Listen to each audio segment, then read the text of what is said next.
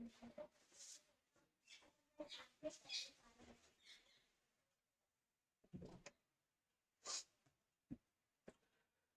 Everyone, नमस्कार। बहुत बहुत स्वागत है आप सभी का एक बार फिर से लोधाजी क्लासेस के बीए प्लेटफॉर्म पर।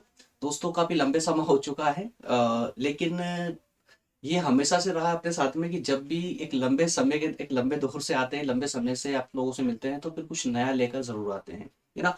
तो उसी तरह से आप लोगों की कुछ कमेंटें आ रही थी और आप लोगों की डिमांड के अकॉर्डिंग ही दोस्तों बीए फर्स्ट ईयर के फर्स्ट और सेकेंड सेमेस्टर वाले स्टूडेंट्स के लिए कुछ स्पेशल टॉपिक थे। बेसिकली हमारी फर्स्ट ईयर की पॉलिटी वैसे तो कंप्लीट हो चुकी थी, लेकिन जैसा कि मैंने आप लोगों से प्रॉमिस किया था कि पूरे इंडिया के जितने जिन 8 राज्यों में हिंदी बोली जाती है, उन सभी सभी यूनिवर्सिटियों के A to Z टॉपिक को हम कवर करेंगे। ठीक है ना। लेकिन कुछ टॉपिक जो है छूट रहे थे। कुछ राजस्थान यूनिवर्सिटी के टॉपिक थे, कुछ यूपी उत्तर प्रदेश यूनिवर्सिटीज के टॉपिक थे, कुछ टॉपिक छूटे हुए थे दोस्तों। तो अब ये फर्स्ट ईयर में के जो एक्स्ट्रा टॉपिक छूटे हुए थे उनको हमने कवर करना प्रारंभ कर दिया है। और उन टॉपिक को कवर करने का भी एक नया तरीका हम लेकर आए हैं।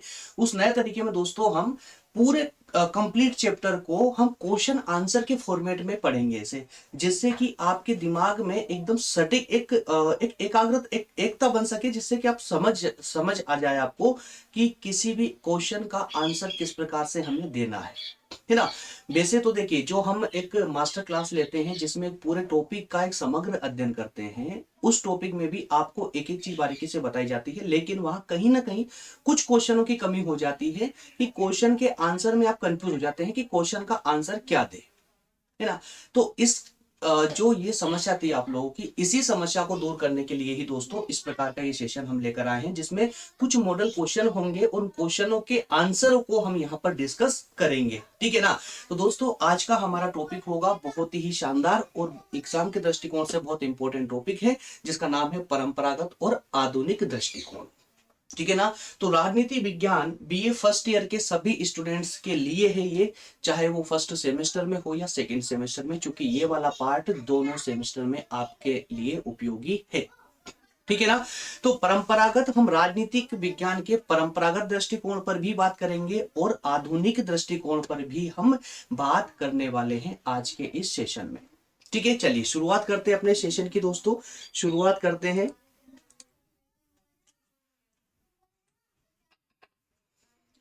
हाँ, स्टार्ट करें उससे पहले आप सबको आपको पता ही है दोस्तों कि अब लोता क्लासेस में आप कोई नए तो रहे नहीं है। काफी सारे लगभग बीए के सभी सब्जेक्ट दोस्तों लगभग 48 सब्जेक्ट हम बीए के कवर कर रहे हैं इसी चैनल पर। ठीक है ना। आपको वैसे सब कुछ जानकारी है इसके बारे में। और जिन दोस्तों को पता नहीं अभी तक प्रज्ञान हिंदी प्लेटफॉर्म के बारे में, उनको बता दूं मैं कि जो दोस्त किसी भी प्रतियोगी परीक्षा की तैयारी करना चाहते हैं, जैसे यूपीएससी या स्टेट पीसीएस की तैयारी या कोई रेलवे पुलिस किसी भी कॉम्पिटेटिव एग्जाम की तैयारी करना चाहते हैं, और उन्हें अगर हमारे साथ पढ़ना अच्छा लगता है, हमारे पढ़ाने का जो तरीका है वो अगर आपको अच्छा लगता है, तो एक बार हिंदी प्रज्ञान हिंदी जी के या प्रज्ञान हिंदी प्लेटफॉर्म को जरूर विजिट करना दोस्तों। डिस्क्रिप्शन में लिंक उसकी मिल जाएगी। वहां पर हम यूपीएससी या सभी स्टेट पीसीएस की तैयारी के लिए क्लासेस प्रारंभ कर चुके हैं। सभी क्लासेस पूर्णतः निःशुल्क है अभी वहां पर। क्लियर है। चलिए शुरुआत करते हैं अपने सेशन की। आज के सेशन की शुरुआत करेंगे दोस्तों। तो आप लोग, मैं स्टार्टिंग में बता चुका हूं, इसमें हम परंपरागत और आधुनिक दृष्टिकोण के बारे में चर्चा करने वाले राजनीति विज्ञान के अंतर्गत, जिसमें हम 20 प्रमुख इस टॉपिक से संबंधित हम 20 प्रश्नों पर फोकस करेंगे, जो कि लघु उत्तरीय प्रकृति के होंगे। लघु उत्तरीय प्रकृति के। क्लियर है ना। चलिए बात करेंगे दोस्तों।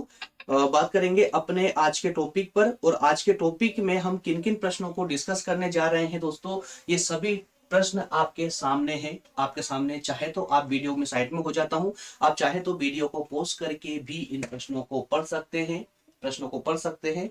इसके अलावा सेकंड स्लाइड में आपके सामने प्रश्न ये रहे हैं। कुल मिलाकर इस प्रकार से ये 20 प्रश्न आपके सामने हैं। ठीक है। इन सभी प्रश्नों के उत्तरों पर हम आज डिस्कस करेंगे। क्लियर है दोस्तों। एक बात और मैं आपको एडिशनली बता दूं कि ये इस प्रकार की हमारी पहला सेशन है कि क्वेश्चन आंसर फॉर्मेट वाली क्लास का।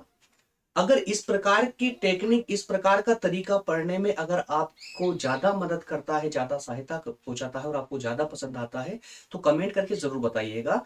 दोस्तों सभी क्लासेस हमारे जितने भी अभी सेशन बचे हुए हैं उसके सभी सेशन इसी फॉर्मेट में हम कंप्लीट कर लेंगे, ठीक है ना। चलिए, तो इन्हीं सभी प्रश्नों को दोस्तों थोड़ा सा क्लास लेंदी हो सकती है, लेकिन निश्चिंत रहे एक भी प्रश्न आपको ऐसा नहीं होगा कि समझ ना आए, सभी कंप्लीट होंगे, ठीक है। चलिए शुरुआत करते हैं। पहले प्रश्न पर हम बात करेंगे। पहला क्वेश्चन है हमारा राजनीति विज्ञान की परिभाषा। कुछ नया आप लोगों के लिए? बिल्कुल भी नया नहीं है। क्यों? क्योंकि ये 8th क्लास से इस क्वेश्चन को पढ़ते आ रहे हो। राजनीति विज्ञान क्या है? राजनीति विज्ञान का अर्थ, प्रकृति, विशेषताएं, लक्षण, दोष, पता नहीं क्या क्या, ठीक है। उन्हीं में से एक क्वेश्चन यह है कि राजनीति विज्ञान की परिभाषा दीजिए, अब उसको परिभाषित कीजिए। तो इसका दोस्तों उत्तर कुछ इस प्रकार है। देखिए एक बात और बता दूं, क्लास का समय लंबा ना हो इसके लिए जिस प्रश्न को मुझे ज्यादा समझाने की या जो है आपके सामने उसे ज्यादा एक्सपोज करने की आवश्यकता होगी मैं उसी को समझाऊंगा, है ना। और जो एकदम इजी वे में है जिसे समझाने की आवश्यकता नहीं है वहां पर हम बिना मतलब के टाइम बर्बाद नहीं करेंगे, ठीक है। चलिए सबसे पहले हम बात करेंगे राजनीति विज्ञान की परिभाषा की। चलिए पेन ले लें, अब समझते हैं इसको। राजनीति विज्ञान की परिभाषा। तो राजनीति विज्ञान, एक बार स्लाइड को पढ़ते हैं एज इट इज समझते हुए चलते हैं जिससे ज्यादा समय ना लगे, है ना। राजनीति विज्ञान समाज के विज्ञान का, समझिए दोस्तों जिसको मैं पॉइंट आउट कर रहा हूं ना उस पर ध्यान दीजिएगा। राजनीति विज्ञान समाज के विज्ञान का वह अंग है जिसमें मानवीय जीवन के राजनीतिक पक्षों का, जीवन के इस पक्ष से संबंधित राज्य सरकार और अन्य संबंधित संगठनों का अध्ययन किया जाता है। क्लियर है? राजनीति विज्ञान समाज का एक ऐसा विज्ञान है जिसमें मानव के जीवन से संबंधित या मानव के जीवन के जो राजनीतिक पक्ष है ना उन पक्षों का अध्ययन किया जाता है, या इस पक्ष से संबंधित, इस राजनीतिक पक्ष से संबंधित कौन से पहलू होंगे? मानव के राजनीतिक पक्ष से संबंधित कौन से पहलू होंगे दोस्तों? तो राजनीतिक पक्ष से संबंधित होंगे, राज्य होगा, सरकार होगी और इस प्रकार के अन्य संगठन होंगे जो मानव की राजनीतिक पक्ष को प्रभावित कर रहे हैं। तो इन सभी पहलुओं का अध्ययन करने वाला विज्ञान ही राजनीतिक विज्ञान कहलाता है। ये एक सटीक परिभाषा हो जाती है आपकी। क्लियर है यहां तक का? नेक्स्ट क्वेश्चन देखते हैं। राजनीति विज्ञान की गार्डनर के द्वारा दी गई परिभाषा समझाइए। तो दोस्तों गार्डनर ने क्या परिभाषा दी है राजनीति विज्ञान की, जरा आइए इसको देख लीजिए। गार्डनर के अनुसार, गार्डनर साहब ने कहा है कि राजनीति विज्ञान विषय के अध्ययन का प्रारंभ और अंत राज्य के साथ होता है। समझिए ये सब क्यों आपको जो है पढ़ पढ़ के समझा रहा हूं मैं, क्या कारण है, ये आपकी बुक में भी एज इट इज मिल जाएंगे, एज इट इज मिल जाएंगे। लेकिन दोस्तों एक बार क्लास लीजिए, एंड तक लीजिए, एक भी क्वेश्चन ऐसा नहीं रहेगा कि आपको याद ना हुआ हो। सिर्फ लेक्चर देखने से आपको सभी सभी क्वेश्चनों के आंसर याद हो जाएंगे, ये मेरा वादा है। बिल्कुल होंगे, डेफिनेटली होंगे। कारण क्या है कि जब किस क्वेश्चन को आप उसकी प्रकृति के अनुसार जब उसे समझने लगते हो ना तो किसी क्वेश्चन को रटने की जरूरत नहीं पड़ती है। और पूरे टॉपिक में उस टॉपिक के जो क्वेश्चन है कि किस टॉपिक का कौन सा पहलू किस प्रश्न का आंसर होगा उसकी विशेष आवश्यकता की पूर्ति आपकी इस प्रकार के सेशन में हो जाएगी, है ना।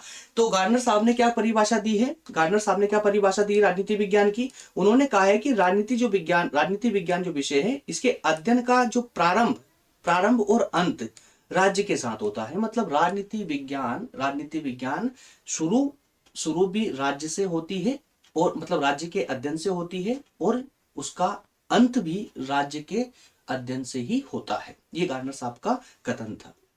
नेक्स्ट क्वेश्चन है राजनीति विज्ञान का परंपरागत दृष्टिकोण क्या है?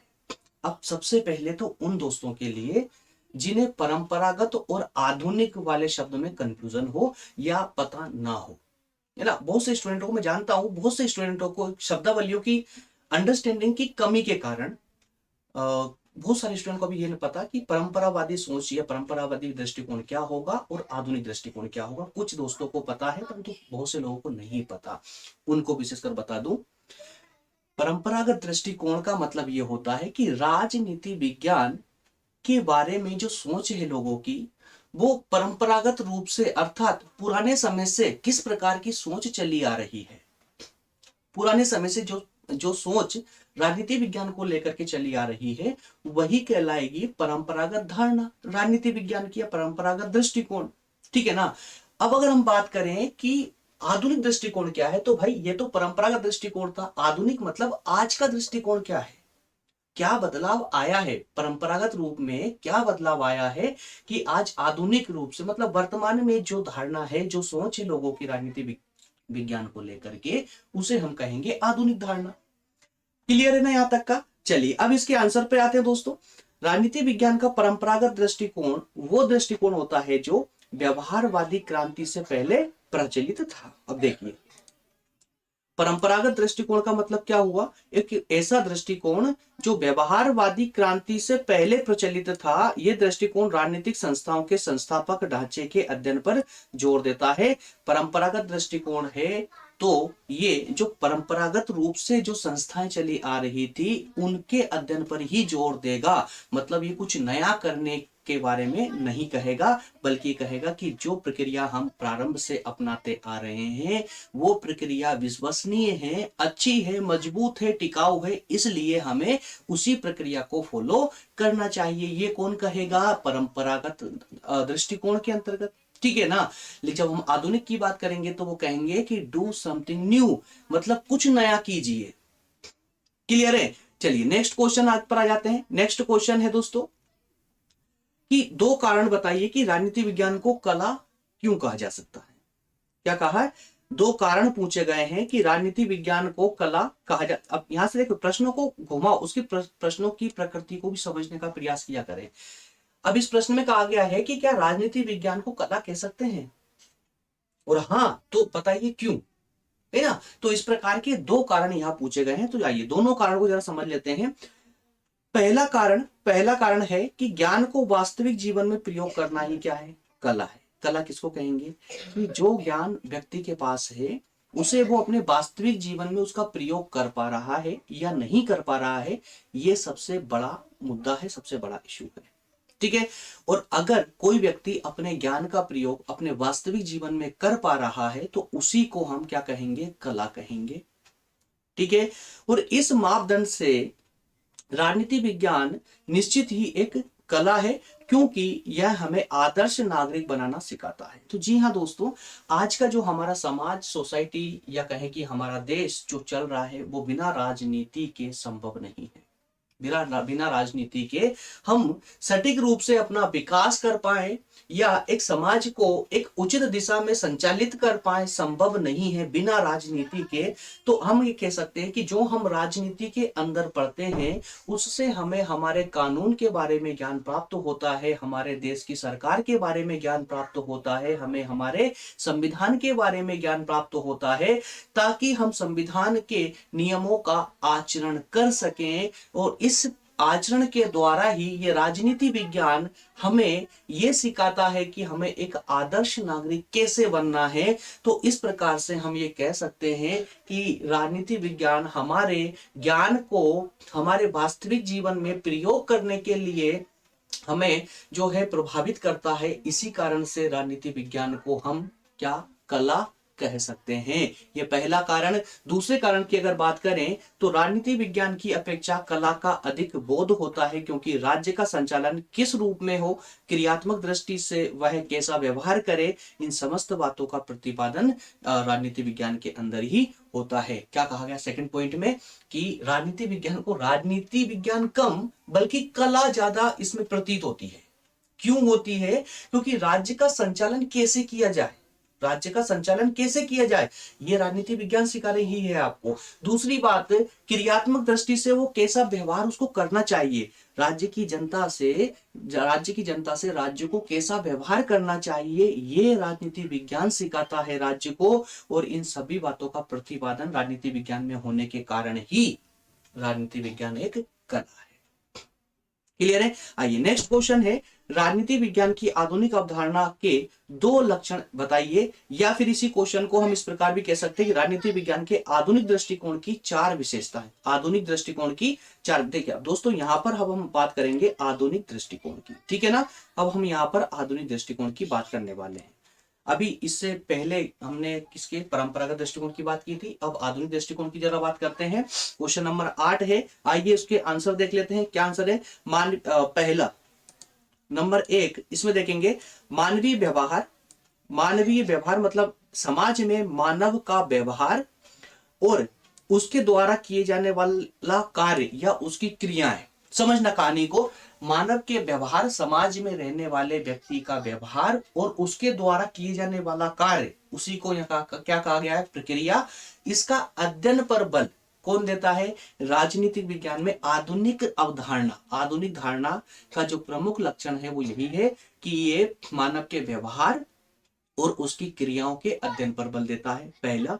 दूसरा है शक्ति के अध्ययन पर बल, शक्ति के अध्ययन पर बल, राज्य की शक्ति के अध्ययन पर बल, या शोध एवं सिद्धांत में घनिष्ठ संबंध स्थापित करने पर बल, या कहें कि शोध और सिद्धांत, शोध और सिद्धांत, जो भी आपके यहाँ पर शोध हो रही है, इनोवेशन हो रहे हैं, वो कानून के दायरे में रहते हुए हो, सैद्धांतिक रूप से हो, मतलब सिद्धांतों के अनुसार हो, कानून का उल्लंघन करके कोई किसी प्रकार का इनोवेशन ना किया जाए।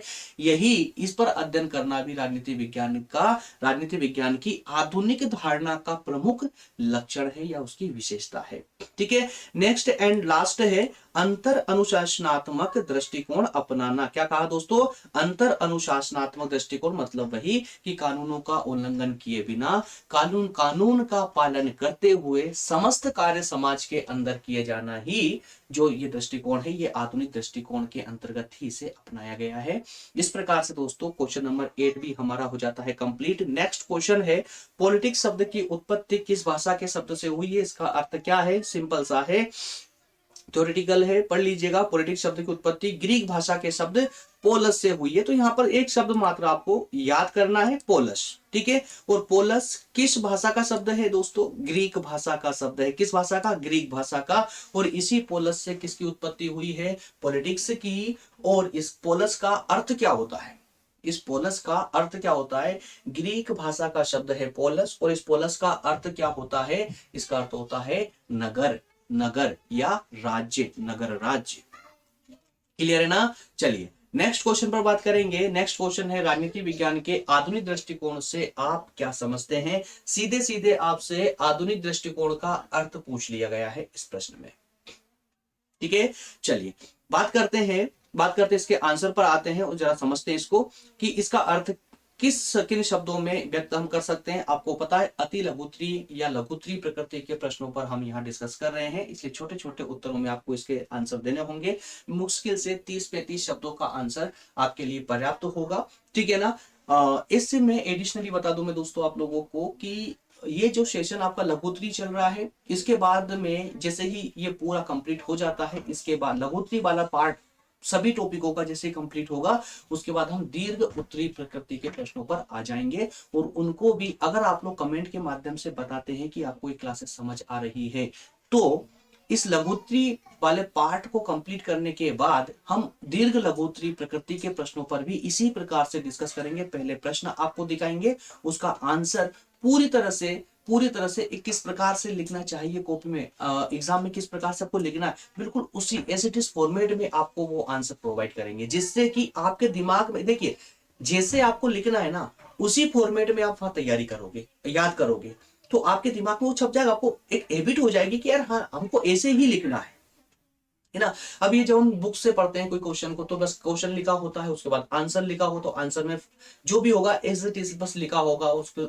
उसे याद करना तो ठीक है, बट उसको लिखना कैसे है, ये लिखने की भी एक टेक्निक होती है यार, जो आपको अच्छे नंबर प्राप्त करने में सहायता करती है ना। तो किस प्रकार से लिखा जाए उन प्रश्नों को, ये हम सीखेंगे दीर्घ उत्तरी प्रकृति वाले प्रश्नों में। ये तो एकदम सिंपल है, इसमें आपको कोई डायग्राम की आवश्यकता नहीं पड़ती है, किसी टेक्निक को अपनाने की आवश्यकता नहीं पड़ती है। लघु उत्तरी प्रकृति में क्या होता है, प्रश्न दिया, बस आपने उसका उत्तर लिखा और उसकी इबारत लिखना चालू, बस 30 से 35 शब्दों में उसका उत्तर दीजिए और उस क्वेश्चन को द एंड कीजिए, यही होता है। चलिए राजनीति विज्ञान के आधुनिक दृष्टिकोण को जरा समझ लेते हैं, क्या कहने का प्रयास कर रहा है ये। आधुनिक दृष्टिकोण के अनुसार राजनीति विज्ञान मानव क्रियाओं मानव क्रियाओं का अर्थ मतलब मानव के द्वारा किए जाने वाले कार्य, समाज में जो मानव है उनके द्वारा किए जाने वाले कार्य, शक्ति, राज व्यवस्था, निर्णय प्रक्रिया का अध्ययन करता है। क्या कहा कि जो राजनीति विज्ञान है ये आधुनिक दृष्टिकोण के अंतर्गत ये मानव की क्रियाओं का, मानव शक्ति का, राज व्यवस्था का या निर्णय प्रक्रिया का अध्ययन करता है। आधुनिक राजनीतिक विज्ञान का नवीनतम विकास उत्तर व्यवहारवाद के रूप में हुआ है और इसने राजनीति विज्ञान के अध्ययन में मूल्यों को उचित स्थान दिया है। क्लियर है? चलिए नेक्स्ट क्वेश्चन है राजनीति विज्ञान के परंपरागत दृष्टिकोण की विशेषताएं। परंपरागत दृष्टिकोण की विशेषताएं यहां बतानी है। एक एक क्वेश्चन पे दोस्तों पूरा विस्तार से डिस्कस करेंगे तो सेशन काफी लेंदी हो जाएगा। मुझे कम देखिए, पहला सेशन है इसलिए मैं थोड़ा सा ना भी कंफ्यूज हूं। कंफ्यूज इसलिए कि आपको जल्दी खत्म कराओ सेशन या फिर बस टाइम की टेंशन खत्म करके और बिल्कुल बिंदास तरीके से सेशन को चलने दे। ये सब डिपेंड करता है आप लोगों पर। आप मुझे कमेंट करके बताएंगे कि इस प्रकार का ये जो सेशन है ये कम से कम समय में खत्म कर दिया जाए या फिर इसको लेंदी चलने दिया जाए, जिससे कि पूरा टॉपिक बहुत अच्छे से मतलब एक एक बारी के ऊपर ध्यान देते हुए उसको अच्छे से अंडरस्टैंड करें। ठीक है, मुझे टाइमिंग बताइएगा कि सेशन जो इस प्रकार के चल रहे हैं ये 30 मिनट के अंदर अंदर होना चाहिए या फिर 1 घंटा या 1 घंटे से ऊपर भी निकल जाए तो कोई प्रॉब्लम नहीं। जितनी ज्यादा कमेंट जिस पक्ष में आएगी मैं उसी पक्ष में निर्णय करते हुए सेशन को कंटिन्यू कर दूंगा। ठीक है ना, पहला सेशन है इसलिए थोड़ा सा अगर इसमें कुछ ज्यादा हो रहा है तो उसको बर्दाश्त कर लीजिए। वो शॉर्ट में जा रहा है तो उम्मीद रखिएगा आगे से आपको और अच्छा इसमें एक्सप्लेनेशन मिलने वाला है। ठीक है, तो क्वेश्चन है परंपरागत दृष्टिकोण की विशेषता राजनीति विज्ञान के क्षेत्र में। पहली विशेषता की बात करें तो परंपरावादी राजनीति विज्ञान में राजनीतिक व्यवस्थाओं के बारे में कोई दो कल्पना मस्तिष्क में कर ली जाती है और फिर उस कल्पना को रचनात्मक रूप दिया जाता है। क्या कहा गया दोस्तों? परंपरागत रूप की अगर हम बात करें, परंपरागत दृष्टिकोण की अगर हम बात करें तो इसमें राजनीतिक व्यवस्थाओं के बारे में कोई एक कल्पना कर ली जाती दिमाग में, है ना, एक फील्ड के बारे में, कार्य के बारे में सोच लिया जाता है, स्ट्रेटेजी बना ली जाती है और फिर उसको मूल रूप देना प्रारंभ कर दिया जाता है। सिंपल है। दूसरा है परंपरागत राजनीति विज्ञान उपदेशात्मक होता है या और नैतिकता तथा राजनीतिक मूल्यों पर विशेष बल देता है। कैसा होता है? ये उपदेशात्मक होता है और इसमें नैतिकता पर बल दिया जाता है, नैतिकता पर विशेष बल दिया जाता है। ठीक है ना। नेक्स्ट क्वेश्चन है राजनीति विज्ञान के कि परंपरागत तथा आधुनिक परिभाषाएं किस प्रकार अलग है, दोनों में डिफरेंस आपको बताना है। दोनों में डिफरेंस बताना है कि दोनों की परिभाषाएं किस प्रकार से अलग अलग है। परंपरागत राजनीति विज्ञान के विचारक राजनीति विज्ञान को राज्य और सरकार के अध्ययन का विषय मानते हैं। समझते हुए चलिए दोस्तों, एकाग्र होकर के सेशन देखिए, दोबारा कोई किताब भी पढ़ने की आपको आवश्यकता नहीं लगेगी। ये मान लीजिए, एक बार क्वेश्चन को अच्छे से अंडरस्टैंड कीजिए, फिर उसके उत्तर को बहुत अच्छे से वह समझिए। अगर उस क्वेश्चन का किसी प्रश्न का उत्तर अगर आपने अच्छे से समझ लिया तो कभी भी रटने की जरूरत नहीं पड़ेगी। याद रखिएगा इस बात को, है ना। चलिए, तो क्या कहा गया है यहाँ पर, हमें क्या बताना है? परंपरागत धारणा और आधुनिक धारणा की जो परिभाषाएं दी गई है वो किस प्रकार से एक दूसरे से अलग है, तो इस डिफरेंस को हमें इसके अंतर्गत देखना है। क्या कहा गया है? परंपरागत राजनीति विज्ञान के विचारक, जो विचारक परंपरागत विचारों वाले हैं, वो राजनीति विज्ञान को क्या कहते हैं? राज्य या सरकार के अध्ययन का विषय मानते हैं। परंपरागत विचारकों का मानना है कि जो राजनीति विज्ञान है वो राज्य या सरकार का मात्र अध्ययन करती है, जबकि आधुनिक दृष्टिकोण वाले जो विचारक है उनका मानना है कि राजनीति विज्ञान को शांति और सत्ता का विज्ञान मानना चाहिए। किसका? शांति और सत्ता का विज्ञान मानना चाहिए। आधुनिक दृष्टिकोण के अनुसार राजनीति विज्ञान का अध्ययन विषय राज्य नहीं बल्कि क्या है? व्यक्ति का राजनीतिक व्यवहार है। क्लियर हुआ दोस्तों डिफरेंस दोनों के बीच में? परंपरागत लोगों का मानना, परंपरागत जो विचारक है जो राजनीति विज्ञान को परंपरावादी धारणा मानते हैं, उनका मानना है कि राजनीति विज्ञान राज्य और सरकार का अध्ययन करती है, जबकि आधुनिक धारणा रखने वाले विचारकों का मानना है कि राजनीति विज्ञान समाज की राजनीतिक विचारों का अध्ययन करते हैं। किसका? राजनीतिक विचारों का। समाज में जो व्यक्ति रहते हैं उनका राजनीति में व्यवहार कैसा है, इसका अध्ययन करना राजनीति विज्ञान है। ठीक है, तो इस प्रकार से हम दोनों के बीच में डिफरेंस को आसानी से देख सकते हैं, समझ सकते हैं। क्लियर है? चलिए नेक्स्ट पेज पर बढ़ते हैं दोस्तों। एक मिनट यार, हैंग क्यों कर रहा है आज ये?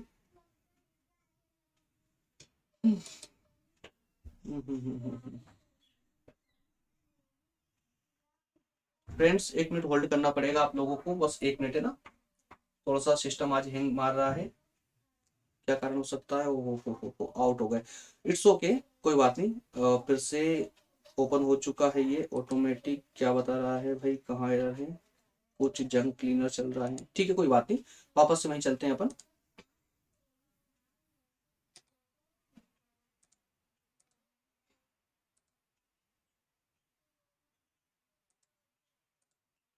हम्म,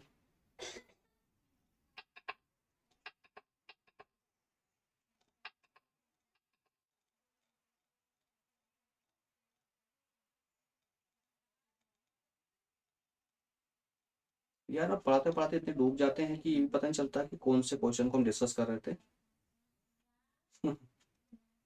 चलिए अब देखिए यहाँ पर एक प्रॉब्लम हो गई ना, स्लाइड आगे पीछे हो चुकी थी लेकिन कभी हमारा ध्यान ही नहीं गया।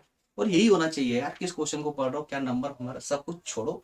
मेन जहां पर आप देखिए, चिड़िया की आंख पर निशान होना चाहिए आप लोगों का, चिड़िया की आंख पर, मतलब हमारा जो मेन मोटिव है, जो उद्देश्य है ना, उस पर पूरा फोकस होना चाहिए। अब देखिए इस लोग इसको हम पढ़ते पढ़ते ये पूरा दिमाग से उतर चुका था। देखिए पहली स्लाइड में हम लोगों ने क्या डिस्कस किया, एक दो तीन, तीन क्वेश्चन डिस्कस किए। दूसरी स्लाइड में डायरेक्ट 7 से स्टार्ट हुआ, लेकिन हम लोगों का ध्यान नहीं गया। जिसको पढ़ने में इंटरेस्ट नहीं आ रहा होगा ना, उसका जरूर पक्का ध्यान गया होगा, ये ना। चलिए कोई बात नहीं, ठीक है। तो ये क्वेश्चन नंबर 6 पर हम डिस्कस कर रहे थे, ये हम डिस्कस कर चुके थे। अब नेक्स्ट क्वेश्चन है हमारा क्वेश्चन नंबर 10। अब ये वास्तविक है, अब पूरा मैनेज हो चुका है ना, एक स्लाइड मात्र आगे पीछे हुई थी। चलिए क्या है क्वेश्चन, जब मैं राजनीति विज्ञान शीर्षक के अंतर्गत परीक्षा प्रश्नों को देखता हूं तो मुझे प्रश्नों के लिए नहीं बल्कि उसके शीर्षक के लिए खेद होता है। क्या कहा कि जब राजनीति विज्ञान का शीर्षक वाला जो परीक्षा में प्रश्न पत्र आता है ना, तो उन्होंने कहा कि मैं जो प्रश्न होते हैं उस परीक्षा पत्र में उसको लेकर खेद प्रकट नहीं करता हूं बल्कि उसके शीर्षक को लेकर खेद प्रकट करता हूं। तो ये वचन किसने दिया था, किसने कहा था? मैटलैंड साहब का ये कथन था। ठीक है, नेक्स्ट क्वेश्चन, राजनीति विज्ञान के परंपरागत परिप्रेक्ष्य को संकीर्ण क्यों माना गया है? दो कारण बताइए। परंपरागत जो दृष्टिकोण है, किसका? परंपरागत जो दृष्टिकोण है राजनीति विज्ञान का, उसको संकीर्ण कहा गया है, छोटा कहा गया। जैसे कि व्यष्टि अर्थशास्त्र और समष्टि अर्थशास्त्र में व्यष्टि अर्थशास्त्र को संकीर्ण माना जाता है, उसी प्रकार से यहाँ पर परंपरागत दृष्टिकोण को क्या कहा गया? संकीर्ण कहा गया है। तो उसके दो कारण बताइए, किन दो कारणों से इसको संकीर्ण कहा गया है? तो पहला कारण इसमें है, परंपरागत राजनीति विज्ञान का अध्ययन पाश्चात्य राज्यों की शासन व्यवस्था की संकीर्ण परिधि में किया गया। दोस्तों बिल्कुल वास्तविक, एक तरह से देखिए, जब देखोगे ना आपको वास्तविक रूप से सत्य ही लगेगा। क्यों? क्योंकि राजनीति विज्ञान की जो परंपरागत धारणा जो चली आ रही है ना, वो प्रत्येक, जैसे भारत की अगर हम राजनीति विज्ञान की बात करें, तो भारतीय राजनीति विज्ञान की जो धारणा है वो भारत से उत्पन्न नहीं हुई है। कौन सी परंपरागत धारणा? क्यों? क्योंकि ये जो राजनीति विज्ञान की जो परंपरागत धारणा है, जो परंपरागत रूप से चली आ रही है, ये कहीं ना कहीं पाश्चात्य देशों में उत्पन्न हुई थी। कहां पर? पाश्चात्य देशों में उत्पन्न हुई थी, जैसे इंग्लैंड, फ्रांस वगैरह, उधर उत्पन्न हुई थी। तो उनके अनुसार ही शासन व्यवस्था को अपनाया जा रहा है ना। कुक राज्य कौन से अध्ययन जो है, राज्यों की कौन सी शासन व्यवस्था की संकीर्ण परिधि में, संकीर्ण परिधि में इसका इस्तेमाल किया गया था। इसमें साम्यवादी जगत तथा तीसरी दुनिया के विकासशील देशों की राजनीतिक व्यवस्थाओं की ओर ध्यान नहीं दिया गया था, इसलिए इसको संकीर्ण कहा गया। दूसरा कारण है कि पाश्चात्य जो राज्य है उनकी परिधि में रहते हुए इन लेखकों ने केवल लोकतांत्रिक शासन व्यवस्थाओं को ही अध्ययन का केंद्र बिंदु बनाया है। इनका अध्ययन कल्पना और दर्शन पर आधारित रहा है, सिर्फ कल्पना मात्र है इनका अध्ययन। क्लियर है? नेक्स्ट क्वेश्चन है, परंपरागत राजनीतिक सिद्धांत के किन्हीं चार प्रतिपादकों के नाम लिखिए। राजनीति अथवा अथवा में है राजनीति शास्त्र के परंपरागत दृष्टिकोण के चार विद्वानों के नाम लिखिए। चार विद्वानों के नाम आपके सामने है, प्लेटो, अरस्तु, ग्रीस और क्या है, ब्राइस साहब। ठीक है, ग्रीन और ब्राइस साहब, है ना। चलिए नेक्स्ट क्वेश्चन पर मूव करेंगे। नेक्स्ट है राजनीति विज्ञान को विज्ञान मानने के पक्ष में 4 तर्क बताने हैं आपको। राजनीति विज्ञान को हम राजनीति विज्ञान क्यों माने, इसके पीछे 4 कारण बताइए, 4 तर्क दीजिए। तो इसके पक्ष में भी तर्क कुछ हो सकते हैं, वो इस प्रकार है। पहला, राजनीति विज्ञान का ज्ञान क्रमबद्ध और व्यवस्थित है। पहला, राजनीति, किसी भी विषय को विज्ञान मानने का एक कारण क्या होता है कि उसका जो अध्ययन है ना एक व्यवस्थित रूप से हो, क्रमबद्ध रूप से हो। राजनीति विज्ञान का अध्ययन भी तो क्रमबद्ध रूप से ही है ना, इस कारण से हम इसको राजनीति विज्ञान मान सकते हैं। दूसरा, सर्वमान्य तथ्य पाए जाते हो, मतलब ऐसे तथ्य इसमें पाए जाते हो जिसे सभी स्वीकार कर सके, सभी स्वीकार कर सके। ठीक है। नेक्स्ट है कार्य और कारण में पारस्परिक संबंध होना चाहिए। कार्य और कारण में कोई सा भी कार्य किस कारण से किया गया, कोई सा भी कार्य किस कारण से किया गया, इसमें एक संबंध होना चाहिए। जहां पर कार्य और कारण में संबंध नहीं होगा उस कार्य का कोई उद्देश्य नहीं हो सकता। जैसे आप पढ़ रहे हैं, ये कार्य कर रहे हैं, लेकिन इसके पीछे एक कारण भी तो है ना, एक कारण है भाई आपके एग्जाम आने वाले इसलिए पढ़ रहे हैं। अभी पिछले 6 महीने से तो आप फोकट बैठे हुए थे, है ना। क्यों हमारी एजुकेशन सिस्टम सिर्फ 6 महीने ही कार्य करता है, दिसंबर से लेकर मई तक। कारण क्या है, यही कारण यही है कि हमारे सभी छात्र जो है ना 6 महीने जागते और 6 महीने सोते हैं। मैक्सिमम का बता रहा हूं मैं, मैक्सिमम का, सभी को नहीं बोल रहा हूं, जो ईमानदारी से मेहनत करते हैं एक्सेप्ट 2%, ओके, उनको छोड़ करके बाकी मैक्सिमम स्टूडेंट ऐसे हैं जो सिर्फ एग्जाम के आने के 1-2 महीने पहले ही जागते हैं और एग्जाम देने के बाद फिर से सो जाते हैं, प्लानिंग नहीं करते। चलिए छोड़िए, कोई बात नहीं, वो ये लपेटने वाला काम ना किसी और सेशन में करेंगे जो बिल्कुल इसी तरीके से लेंगे। नेक्स्ट है पर्यवेक्षण तथा परीक्षण में इसमें संभव है। तो 4 कारण हो चुके हैं। राजनीति विज्ञान में जो ज्ञान का जो वर्णन किया गया है वो क्रमबद्ध रूप से किया गया है, पहला कारण। दूसरा है कि इसमें ऐसे तथ्य हैं जो सबके द्वारा स्वीकार किए गए हैं, सर्वमान्य तत्व हैं। तीसरा कारण है कि कार्य और कारण में इसमें पारस्परिक संबंध होता है। चौथा कारण है इसमें पर्यवेक्षण और परीक्षण होता है, संभव है। नेक्स्ट क्वेश्चन है 4 आधुनिक राजनीतिक विद्वानों वैज्ञानिकों के नाम लिखिए, या फिर राजनीति विज्ञान के आधुनिक दृष्टिकोण के 4 प्रमुख विद्वानों के नाम आपको बताना है। नाम इस प्रकार से है, ग्राम वालास, एएफ बेंटले, कैटलिन और लासवेल। ओके। नेक्स्ट क्वेश्चन है पॉलिटिक्स ग्रंथ किसने लिखा था। पॉलिटिक्स ग्रंथ किसने लिखा था दोस्तों, सभी को पता है, सभी जानते हैं, अरस्तु साहब ने लिखा था। ठीक है। नेक्स्ट क्वेश्चन है आगमनात्मक अध्ययन पद्धति का अर्थ क्या है, या आगमनात्मक अध्ययन पद्धति क्या है। आइए थोड़ा सा इसको हम टाइम देंगे, इसको समझते हैं। आगमनात्मक अध्ययन पद्धति के अंतर्गत अनेक घटनाओं या तथ्यों के निरीक्षण, परीक्षण तथा विश्लेषण के बाद एक सामान्य निष्कर्ष या एक सामान्य नियम का प्रतिपादन किया जाता है। क्या कहा गया है इसके अंतर्गत। आगमनात्मक जो अध्ययन पद्धति है इसमें कई सारी घटना या कई सारे तथ्यों का निरीक्षण, परीक्षण और विश्लेषण करने के बाद में क्या कहा गया है, चाहे कोई सी भी घटना हो, उस घटना के सभी तथ्यों का अच्छे से निरीक्षण किया जाता है, उसके बाद उसका परीक्षण किया जाएगा, उसके बाद उसका विश्लेषण किया जाएगा, उसके बाद ये सब कुछ होने के बाद ही एक सटीक निष्कर्ष पर पहुंचा जाता है। ठीक है ना। इसी को ही आगमनात्मक अध्ययन पद्धति कहा जाता है। ठीक है। मतलब है कि पूरा सोच विचार करके पूरी तरह निचोड़ने के बाद में उसका निष्कर्ष निकले, हर एक पहलू पर अच्छे से विश्लेषण हो, निरीक्षण हो, पूरी तरह से विश्लेषित करने के बाद ही उसका निष्कर्ष निकाले, उस अध्ययन पद्धति को ही हम आगमनात्मक अध्ययन पद्धति कहते हैं। समझ आया, याद हुआ, क्लियर हो जाएगा ना। चलिए नेक्स्ट क्वेश्चन पर बात करेंगे। नेक्स्ट क्वेश्चन है प्लेटो ने अपनी पुस्तक रिपब्लिक में किस प्रकार के राज्य का वर्णन किया है, उसने किस पद्धति का सहारा इसमें लिया है। तो दोस्तों प्लेटो ने अपनी पुस्तक रिपब्लिक में राज्य को आदर्श राज्य बताया है और इसमें उसने निगमनात्मक अध्ययन पद्धति का सहारा लिया है। नेक्स्ट क्वेश्चन है परंपरागत राजनीति विज्ञान की अध्ययन पद्धतियां कौन सी है। क्या कहा है, परंपरागत राजनीति विज्ञान की अध्ययन पद्धतियां कौन कौन सी है। तो परंपरागत राजनीति विज्ञान में कौन कौन सी अध्ययन पद्धतियों का सहारा लिया जाता है, वो कुछ इस प्रकार है, दार्शनिक, ऐतिहासिक, तुलनात्मक और कानूनी। ठीक है, ये सब नाम आपको याद करने हैं। नाम आपको आराम से याद हो जाएंगे, कोई प्रॉब्लम नहीं आएगी। नेक्स्ट क्वेश्चन, राजनीति विज्ञान के आधुनिक दृष्टिकोण के अनुसार इसके क्षेत्र के 4 विषय लिखिए। इसके क्षेत्र के 4 विषय लिखिए। कौन कौन से क्षेत्र हैं दोस्तों, 4 विषय कौन कौन से इसके क्षेत्र के? पहला है अंत अनुशासनात्मक अध्ययन, राजनीति व्यवहार का अध्ययन, यथार्थता का और मूल्य निरपेक्ष का अध्ययन। चारों टर्म आपको याद रखनी है, चारों टर्म आपको याद रखनी है, और साथ में आपको इसमें याद रखना है कि ये आधुनिक दृष्टिकोण वाले पक्ष है, आधुनिक दृष्टिकोण वाले पक्ष। नेक्स्ट एंड लास्ट क्वेश्चन है दोस्तों आज के सेशन का, आधुनिक राजनीतिक उपागम का आरंभ किस विद्वान से माना जाता है? उनकी पुस्तक का नाम बताना है आपको। तो दोस्तों ये चार्ल्स मेरियम से इसका उपागम माना जाता है, और इनकी पुस्तक का नाम है न्यू एस्पेक्ट ऑफ पॉलिटिक्स। क्या नाम है इसका? New aspect of politics.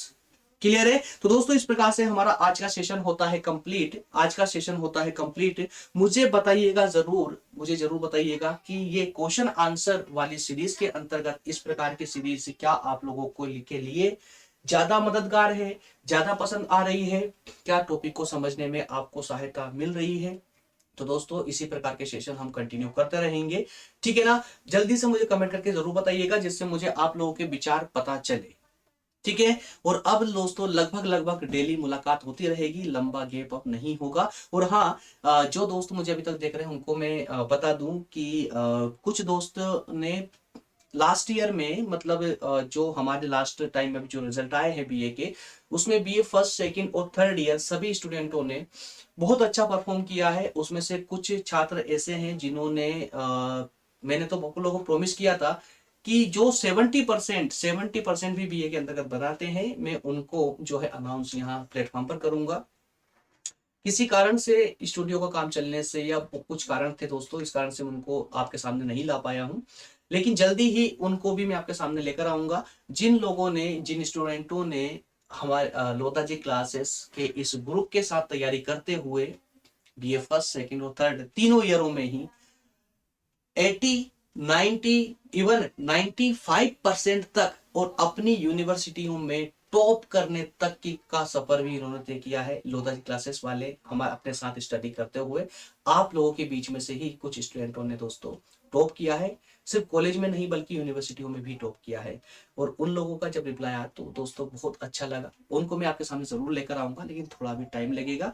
हो सकता है कि 2 बैच एक साथ हम कर लें, कि जो अभी स्टूडेंट पुराने हैं उनको और नए आने वाले जिनका रिजल्ट आने वाला है उन सबको मिला करके भी, ठीक है ना? और इसके अलावा एक बात और, कि अगर कोई कंफ्यूजन है एग्जाम को लेकर के आप लोगों को, तो मुझे जरूर बताइए कमेंट करके, मैं उसको भी सोल्व करने का प्रयास करूंगा, ठीक है? आपको बताने का प्रयास करूंगा किस प्रकार से हमारा सेशन, माफ करना, किस प्रकार से आपको आंसर राइटिंग करनी चाहिए, किस प्रकार से आपको जो है कॉपी लिखते वक्त क्या क्या सावधानियां आपको एग्जाम में रखनी चाहिए, किस प्रकार से आपको पढ़ना चाहिए एग्जाम के, अगर आपके 1 महीना बचा एग्जाम में तो किस प्रकार से आपको पढ़ना चाहिए, किन किन बिंदुओं पर फोकस करना चाहिए, ये सारी बातें हम जो है एक अलग से सेशन में करने वाले हैं। मिलेंगे दोस्तों नेक्स्ट सेशन में। इसी का नेक्स्ट सेशन हमारा जो होने वाला है वो दोस्तों व्यवहारवाद और उत्तर व्यवहारवाद, ये टॉपिक हमारा सेकंड होगा, ठीक है ना? चलिए मिलेंगे बहुत जल्दी नेक्स्ट सेशन में, तब तक आप सभी का बहुत बहुत धन्यवाद, थैंक यू।